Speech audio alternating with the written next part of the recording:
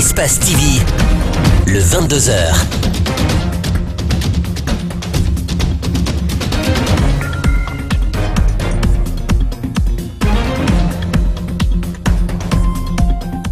Mesdames et messieurs, il est 22h et vous suivez Espace TV. Bienvenue à toutes et à tous. Wankifong et ses districts ont vécu une nuit d'angoisse. De nombreux habitants ont fui leur domicile suite à un vent de panique faisant état d'une attaque rebelle dans la zone. Heureusement, il n'y a pas péril dans la demeure, plus de peur que de mal. Les détails à suivre dans ce journal. Cette situation n'a pas échappé au Conseil des ministres présidé par le chef de l'État. Le gouvernement rassure les populations et envisage des mesures correctives. Et puis le Libéria, George Weah annonce la gratuité de l'enseignement supérieur pour les étudiants de licence dans les universités publiques. Un énorme vent de panique s'est emparé de Wankifong et de ses 15 districts au petit matin de ce jeudi. Vent de panique en raison de rumeurs faisant état d'attaques rebelles dans la zone à Kansoya, Katali, Donia, Suguya et Kouyaya. C'était le sauve-qui-peut. Il a fallu le déploiement de la marine nationale et des soldats de l'armée guinéenne pour se rendre compte finalement qu'il n'y avait pas péril à la demeure. Il ne s'agissait en réalité que d'une activité de pêche illicite opérée par des chalutiers intermédiaires chinois méconnus par les populations riveraines de la localité. C'est un reportage signé Djibril Kabak Kamara. La rumeur s'est d'abord propagée depuis Wankifong pour dire que des rebelles ont envahi la préfecture de Koya dans la nuit de mercredi à jeudi. Les autorités locales se sont mises alors en ordre de bataille pour s'enquérir de la réalité. Pendant ce temps, c'est toute la population environnante qui est désemparée et apeurée. J'étais chez moi vers 21h que je fus informé par monsieur le sous-préfet de Wankifong de la présence dans sa cour de certains citoyens en provenance des villages riverains. Sous prétexte qu'ils auraient vu des bâtons de guerre étrangers longer leurs rives et débarquer sur la terre ferme des mercenaires armés qui avaient commencé déjà à saccager et à tuer certains citoyens qu'ils ont trouvés en place à Wankifong. Ces bateaux de pêche sont pourtant interdits de pêcher à certaines zones de la Basse-Côte par le ministère de la Pêche. Une interdiction que ces navires ont bravée et créant ainsi la panique à des endroits où l'on ne voit que des embarcations de fortune comme ces débarcadères de Kassonia. En clair, c'est une désobéissance. Je vais vérifier qui est derrière, comment ils ont pu obtenir ce site et comment ils ont pu débarquer. On va vérifier. S'ils étaient passés, même si ce site était retenu par eux, ils auraient dû passer par les autorités compétentes, voir le ministère, voir les autorités, les élus locaux, voir les autorités administratives pour éviter ce qui est arrivé aujourd'hui. Chacun est intrigué et les habitants ont aussi très tôt investi les lieux. Du coup, personne n'a voulu se faire raconter. Nous n'avons pas dormi, on avait la peur au ventre. Les Chinois ont débarqué ici la nuit. Après avoir fini de prendre leur repas, je leur ai demandé quel type de poisson ils ont. Ils m'ont dit qu'ils ont les petits et les gros. Les navires arraisonnés seront convoyés au port autonome de Conakry. Pendant que nous étions sous presse, les gendarmes qui ont fouillé les engins n'ont pas voulu nous dévoiler leur rapport. Cette actualité n'a pas échappé au Conseil des ministres de ce jeudi 25 octobre. Le président de la République qui l'a présidé a demandé au gouvernement de veiller à l'application correcte de la réglementation en matière de pêche artisanale. Le compte-rendu du Conseil des ministres, c'est avec Idrissa Barry. Au cours de cette session ordinaire, le ministre de l'Industrie et des PME a présenté dans un premier temps les résultats de la 10e session du Conseil des ministres du Conseil international consultatif du Cajou, rappelant que ce conseil a été créé dans le but de susciter une synergie d'action entre les différents pays productifs, afin de développer et de promouvoir la chaîne de valeur de la filière et de mieux maîtriser les coûts du marché. Autre communication faite par le ministre de l'Industrie et des PME, conjointement avec son homologue des finances, c'est celle relative à la stratégie de privatisation et à la relance des unités industrielles ramenées dans le portefeuille de l'État. Le ministre a informé que les actifs des unités industrielles existant encore dans le portefeuille de l'État se trouvent dans un état de dégradation avancée. Pour ce faire, la stratégie envisagée est de procéder à des appels à la concurrence afin d'identifier des repreneurs fiables. Le Conseil a apprécié la stratégie de relance et recommandé une étude exhaustive de toutes les unités industrielles appartenant à l'État afin de disposer de fiches individuelles. Le ministre des Affaires étrangères et des Guinéens de l'étranger a axé sa communication sur l'organisation de la conférence diplomatique à Conakry. Il a précisé que l'objectif de cette conférence est de faire un état des lieux de la diplomatie guinéenne et de proposer des réformes pour la rendre plus efficace. Les ministres de la Justice et des Transports ont chacun soumis au Conseil des projets de loi portant sur la prévention et la répression du terrorisme en Guinée et le code de la marine marchande. La Guinée, pour mieux assurer sa sécurité intérieure et extérieure, protéger ses citoyens et leurs biens, promouvoir son développement social et économique, doit mettre en place une politique sécuritaire cohérente, adaptée à l'évolution de la société guinéenne, à l'environnement sous-régional et régional, ainsi qu'au contexte international. Que ce projet de code affirme les droits et la souveraineté de la République de Guinée sur son territoire maritime, conformément à la Convention de 1982 sur le droit de la mer. Il est aussi une preuve du respect des engagements pris par l'État vis-à-vis de la communauté internationale en ce qui concerne l'application des conventions internationales qu'il a ratifiées. Le ministre a soutenu que le projet de loi apporte des innovations majeures par rapport au code en vigueur. Dans son message, le chef de l'État a demandé au gouvernement de veiller à l'application correcte de la réglementation en matière de pêche artisanale. Alpha Condé a aussi instruit l'exécutif de faire l'état de mise en œuvre des projets à financement extérieur. Et puis le gouvernement, au cours de cette session ordinaire, regrette les incidents survenus ce jeudi à Koya suite au débarquement des produits de pêche, une situation qui a créé une psychose à Koya. Le gouvernement réitère donc sa détermination à faire appliquer la loi à la matière. Aboubakar Silla est au micro de Idrissa Bari.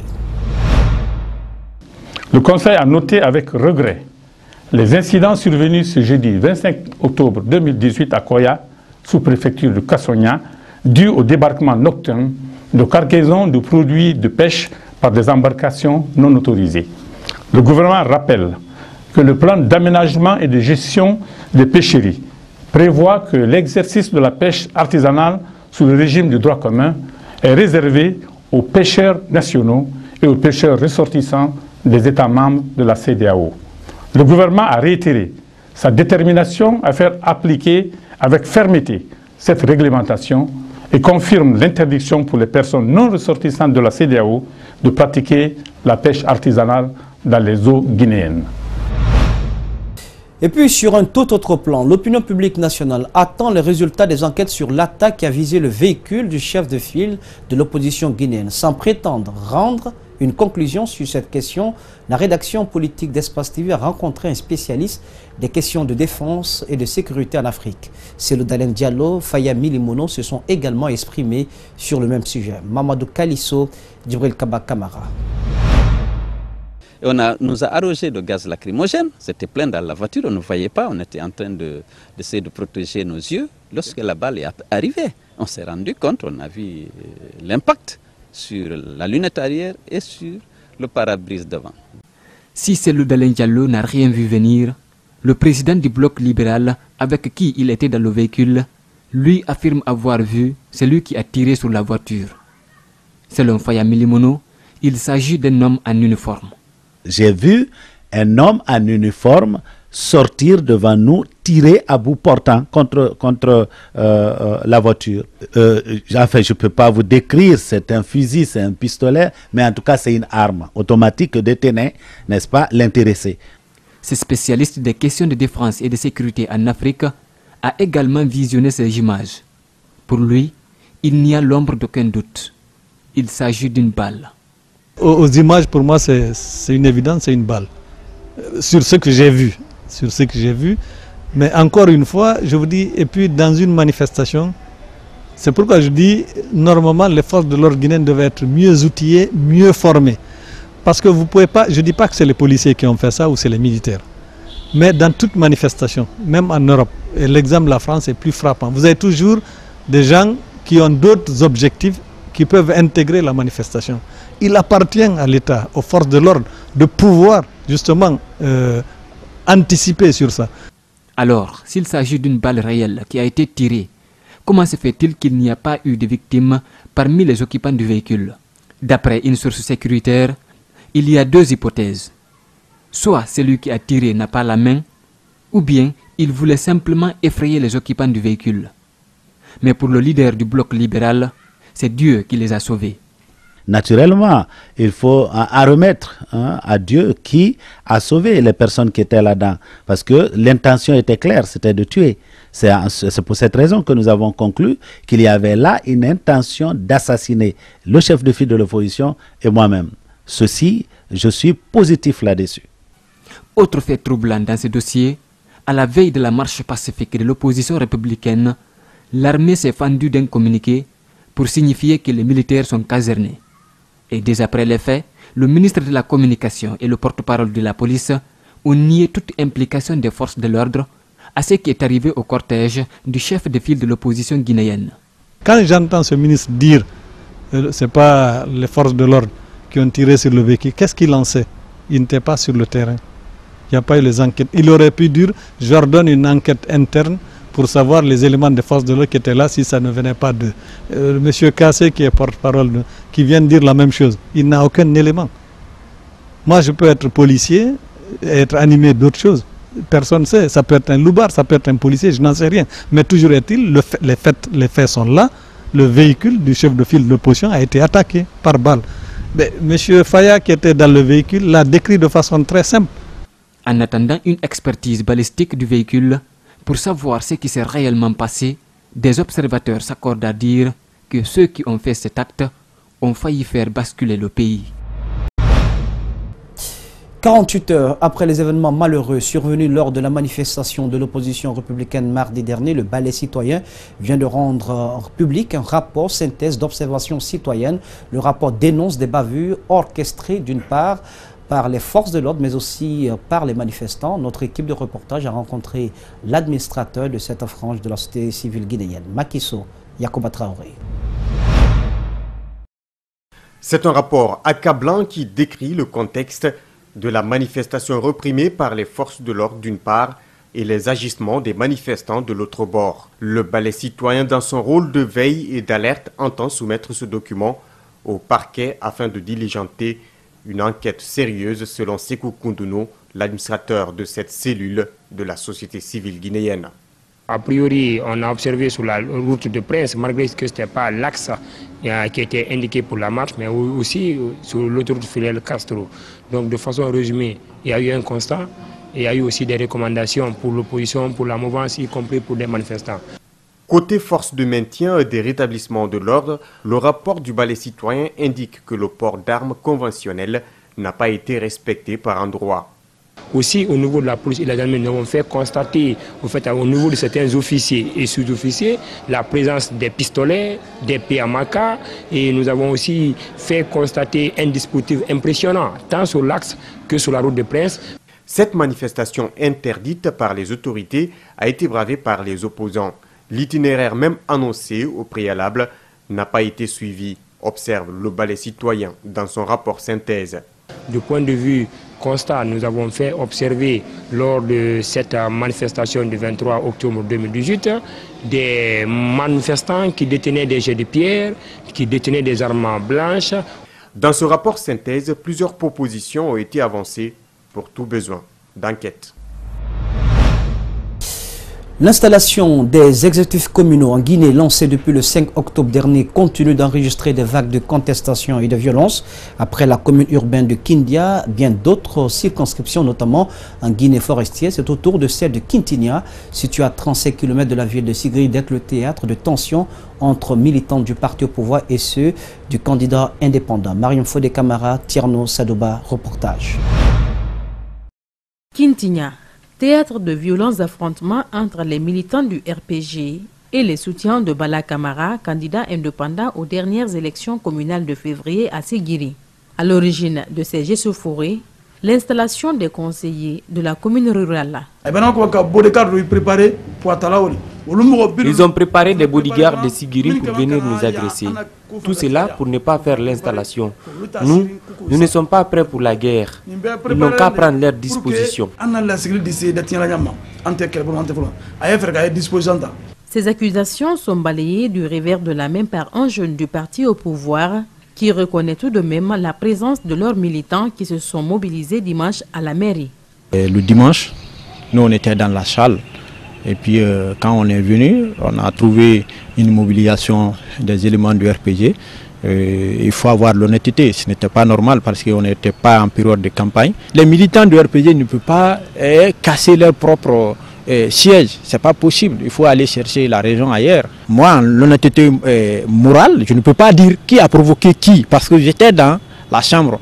Les violences enregistrées à Kintinia ont fait plusieurs blessés dans les rangs des indépendantistes et les forces de sécurité. Nous nous sommes rendus à l'hôpital pour le constat. Le médecin-chef explique les circonstances dans lesquelles il a reçu un policier grièvement blessé. Quand je lui ai demandé, il a dit qu'il avait lancé le casque lacrymogène, qui n'a pas explosé, l'autre a pris. Il y a un jeune qui a pris, jeté ça sur lui, ça a explosé sur son dos, il a eu des lésions. Et finalement, il est venu à l'hôpital. On a fait la prise en charge, tout ce qu'il faut pour le pansement, les soins, et on l'a mis en observation. Après, il est rentré. Nous avons plusieurs fois tenté de faire réagir le préfet en vain. Et la mairie, aux dernières nouvelles, reste toujours assiégée par les indépendantistes. Et puis pour être plus complet sur ce sujet, nous venons de l'apprendre, le candidat du mouvement, Bouré Sanou, vient d'être installé dans ses fonctions, après quelques jours d'affrontement entre ses militants et ceux du RPG qui ont fait plusieurs blessés et d'importants dégâts matériels. Candidat aux élections communales du 4 février dernier, l'ancien président de la jeunesse de Bouré est arrivé devant le RPG avec 18 conseillers contre 12 pour le parti au pouvoir. Nous y reviendrons dans nos prochaines éditions d'information. Sans transition, célébration ce mercredi du 73e anniversaire de la création, comme chaque 24 octobre, les Nations Unies, regroupant en son sein les États libres, qui ont accepté de remplir les obligations, célèbrent cette journée mémorable en vue de sauvegarder la paix et la sécurité internationale à travers le monde. Mohamed Valectoré, Amara Alexida. La Guinée, à l'instar des autres pays, a commémoré la journée internationale des Nations Unies ce mercredi 24 octobre. Comment sauvegarder la paix dans le monde et instituer entre les États une coopération politique et économique sur le respect de l'égalité des droits des peuples ont été, entre autres questions, débattues. Nous savons que le respect des droits fondamentaux et de la dignité humaine est une condition indispensable à la paix.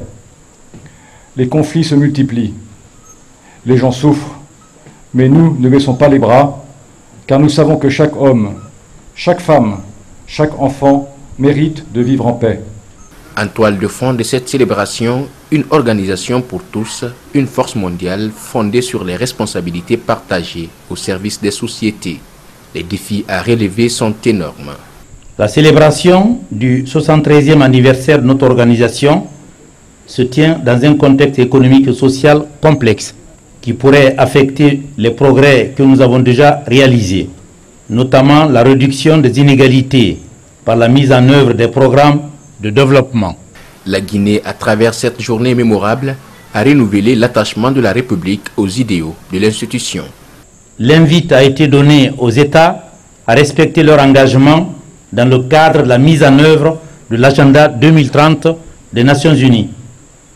Ainsi, notre ambition légitime de développement devrait aussi reposer sur la protection de l'environnement et la lutte contre le réchauffement climatique.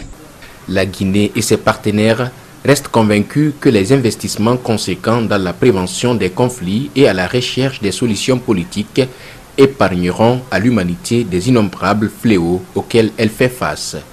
L'occasion était tout de même de rendre hommage à la famille onusienne suite au décès de Kofi Annan, ancien secrétaire des Nations Unies.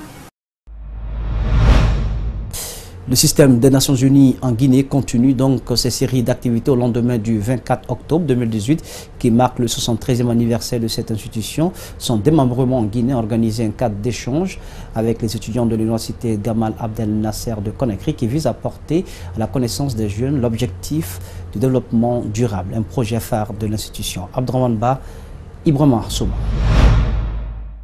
Devant ce parterre d'étudiants, cet expert du système des Nations Unies en Guinée explique la genèse et les enjeux de l'objectif de développement durable, un projet initié par l'institution depuis les années 90. C'est un cadre global pour le développement socio-économique et c'est important qu'on puisse vraiment déjà nous assurer qu'il y ait une compréhension des ODD avec les étudiants et surtout qu'on soit en mesure d'échanger à bâton rompu avec ces jeunes étudiantes et étudiants aujourd'hui. Ce projet implique majoritairement les jeunes. Il aborde plusieurs thématiques, notamment le chômage, l'immigration, l'emploi et l'entrepreneuriat jeune. On a des projets ici, mais c'est le problème de financement qui nous manque. Et avec l'appui de ces gens-là, peut-être on va réaliser ce qu'on veut, quoi. Aujourd'hui, les initiatives ne manquent pas pour les jeunes diplômés, mais leur réalisation reste un défi. Ce programme, dans sa globalité, dit se conformer aux politiques de développement des pays membres de l'ONU. Et donc tous les plans des partenaires ensuite de mise en œuvre, y compris les agences des Nations Unies, doivent s'inspirer de ce plan pour que tout le monde soit dans le même cadre et qu'on puisse avoir des résultats communs. Ce 73e anniversaire va se fêter durant tout le mois d'octobre à travers des séries d'activités. Quant à ce programme, il se résume en plusieurs étapes qui vont s'étendre jusqu'en 2030 dans tous les États membres du système des Nations Unies. Le complexe énergétique Swapiti Kaleta dans la zone de Dubrika a reçu ce mercredi la visite de la première dame de la République accompagnée des femmes diplomates et épouses des membres du gouvernement. Adja Djenekaba Kondé et sa suite ont été surprises de l'état d'avancement des travaux en cours de réalisation sur le Konkouré. Malik Sengene Kamara signe ce reportage. Le barrage Swapiti est en construction sous le fleuve Konkouré. Ce barrage hydroélectrique de 450 MW donne de l'espoir aux Guinéens quant à l'électrification du pays une fois les travaux terminés. La première dame de la République, pour sa toute première fois, se rend sur ce site pour s'enquérir des réalités. Par tout ce que nous voyons ici, et on se rend compte du travail abattu. Et ce qui me réjouit surtout, c'est de savoir que dans moins de 2 ans, la Guinée sera entièrement électrifiée. Et ça, c'est une grande joie. C'est le lieu vraiment de remercier l'initiative du président de la République, qui est le VRP de la Guinée, c'est-à-dire le grand commercial qui vend la Guinée à bon escient. Guidé par des techniciens, toutes les étapes du projet et ses caractéristiques ont été brièvement expliquées à la délégation. À date, le niveau d'exécution de ce méga projet est à 51%. S'agissant de la première dame, naturellement, on est très honorés, très flattés. Heureusement, elle est venue, elle a trouvé que les travaux avancent vraiment à la satisfaction générale, à la satisfaction de tout le monde. Et comme je l'ai dit aussi, vous en êtes témoin, nous recevons quasi quotidiennement de la vie ici des personnes de tous bords. L'occasion a été mise à profit pour conduire la délégation de la première dame de la République sur le site Kaleta. Les installations sont visitées. Une autre bonne impression. Ici, sous les 3 turbines du barrage, 2 seulement fonctionnent pendant la journée à cause de la baisse du niveau d'eau. Ce qui justifie actuellement les coupures d'électricité dans certains foyers, précisent les techniciens.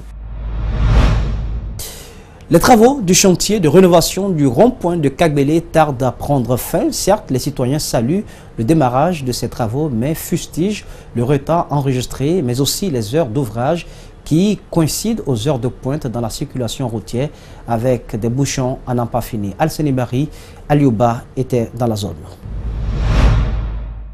Une pelleteuse en marche, des ouvriers en pleine séance, une file d'embouteillage. Nous sommes au rond-point de Kagbélé, un carrefour qui est en train d'être rénové. Depuis qu'ils ont commencé les travaux, ça fait retard, mais si ça commence à aller comme ça, c'est très bien, c'est très bon, parce qu'il y a trop d'embouteillages. Parce que vous-même, vous savez, il y a certains embouteillages qui font ici plus d'1 heure, 2 heures de temps. Les gens sont arrêtés, trop fatigués. C'est très joli et c'est très bon. Certes, réjouis, mais les travaux n'ont que trop duré pour ces citoyens. Le moment est mal choisi. Les heures de pointe ne doivent pas coïncider aux heures d'activité des ouvriers, disent les usagers. Les travaux là, vraiment, ce qu'ils ont en train de très durer. On est très fatigué sur la route là.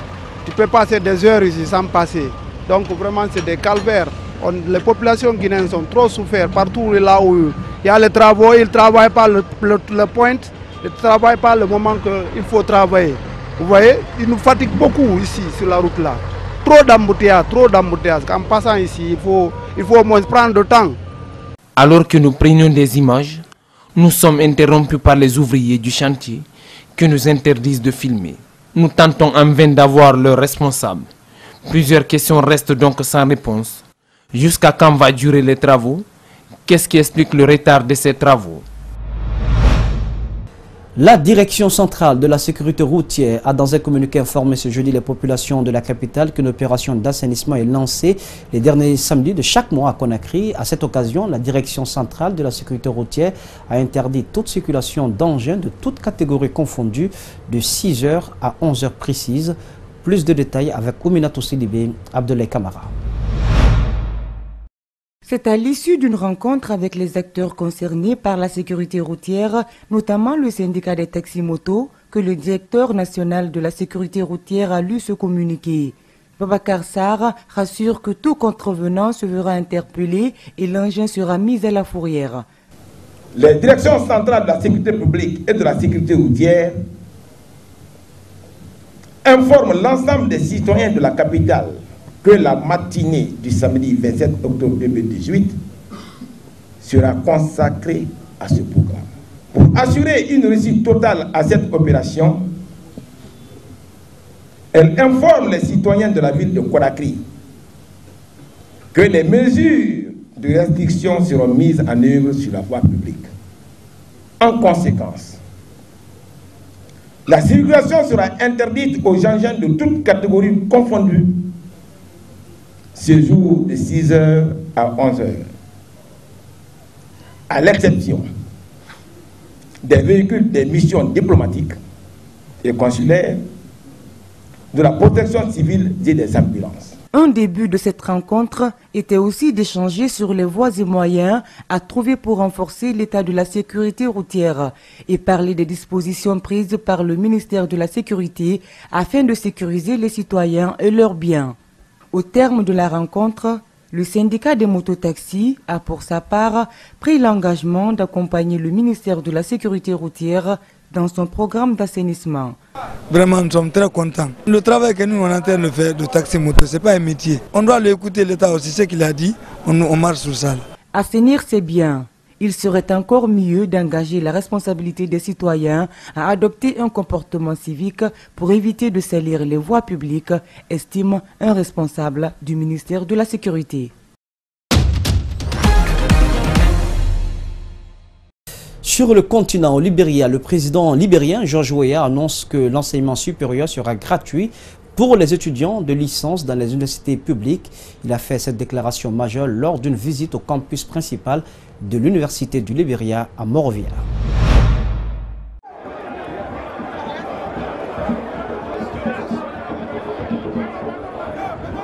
I therefore declare free tuition for all undergraduate students at the University of Liberia as well as all other public universities in Liberia.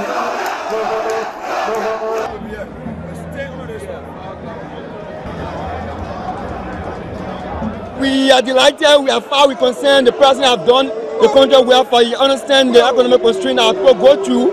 The son and daughter of Bela Boko sell in Guadalajara market and Rwanda market. Today declaring free school, that yourself are putting our people that you have the country at heart and are far we concerned. George Weah, the best person in the history of the Republic of Liberia.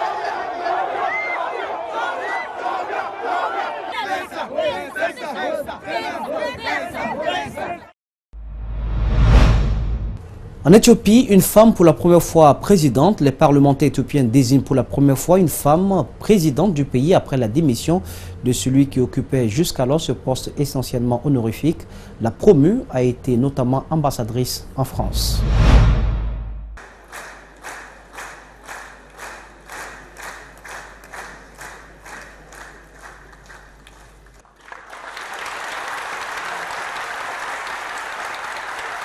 ዋነኛ ተጠቂዎች ሴቶች በመሆናችን በዚህ የኃላፊነት ቆይታዬ ዋነኛው ትኩረቴ መላው የኢትዮጵያን ሴቶችና ሰላም ወዳድ ወንዶችን እንዲሁም በመላው ዓለም የሚገኙ ሰላም ወዳድ የሆኑትን ሁሉ ከጎናችን በማሰለፍ ሰላም በማስፈን ላይ እንድንረባረብ ማድረግ ይሆናል።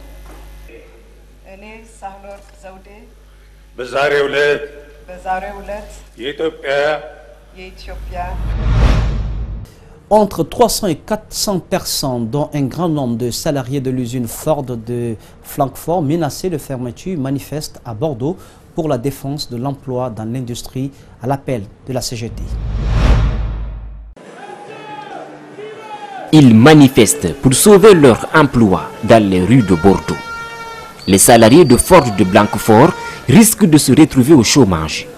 L'usine menace de fermer. Plus de 800 emplois sont en jeu. Ce n'est pas que la question des 800 emplois d'usine, c'est bien la question d'à peu près 3000 emplois induits dans la région. Et donc ça pose le problème d'une véritable catastrophe économique et sociale si cette usine fermée. Ces manifestants répondent à l'appel de la CGT pour sauver les emplois dans l'industrie. L'usine Ford de Blanquefort entend arrêter ses activités fin 2019. Une usine spécialisée dans la fabrication des composants automobiles est prête à reprendre l'usine, mais Ford n'a pas accepté, jugeant le plan de reprise peu crédible. Mais l'argument de Ford peine à convaincre les salariés. Il y a un problème dramatique de chômage et qui ne va pas diminuer. Et c'est pour ça que ça met aussi en lumière tout le discours cynique et hypocrite des patrons quand ils licencient, quand ils disent il peut y avoir un bon PSE, vous allez voir, vous allez être classé, vous allez retrouver quelque chose, ce qui n'est pas vrai. On sait aujourd'hui quand une usine ferme, quand des gens de notre âge en plus se retrouvent à la rue, eh bien ils ne trouvent pas de boulot. Ford estime son plan social meilleur et rejette celui de Ponchi qui n'empêcherait pas dans le futur des suppressions massives d'emplois. Une position indéfendable, juge Bruno Le Maire, le ministre français de l'économie.